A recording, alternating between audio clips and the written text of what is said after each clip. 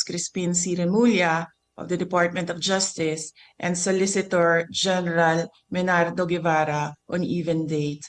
With respect to your concerns, legal or otherwise, on the investigation to be conducted by the ICC into the previous administration's war on drugs, I remain steadfast in my resolve that the jurisdiction of the ICC over the Philippines after the effectivity of its withdrawal therefrom is very much in question. To this end, this government will not assist the ICC in any way, shape, or form.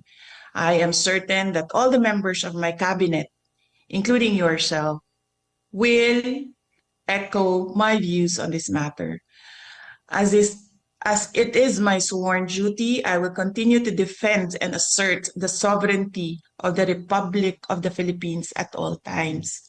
Ngayon, naririnig ko po sinasabi ng ating Secretary of Justice na mabibigyan siya ng panahon na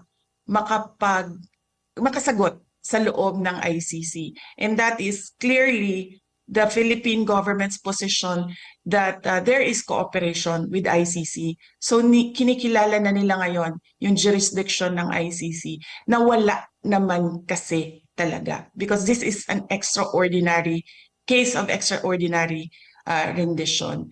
At pangalawa, Senator Amy, gusto ko na sumagot ang Armed Forces of the Philippines kung bakit nila pinayagan na mangyari ito. Because under the law, the Presidential Security Command is in charge of the security of former presidents. So bakit nila hinayaan na mangyari ito sa isang dating Pangulo ng ating bayan?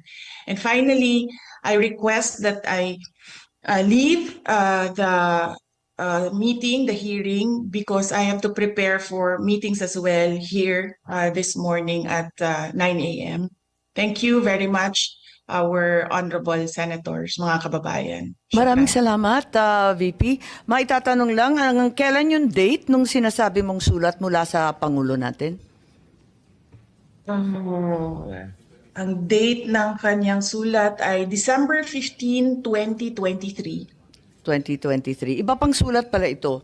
At maraming salamat at hihingin natin ang sagot ng ating AFP tungkol sa PSG at yung okasyon sa Villamor. Maraming salamat, VP.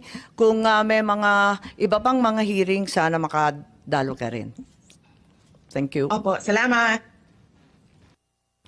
Okay, I think that's posited to Secretary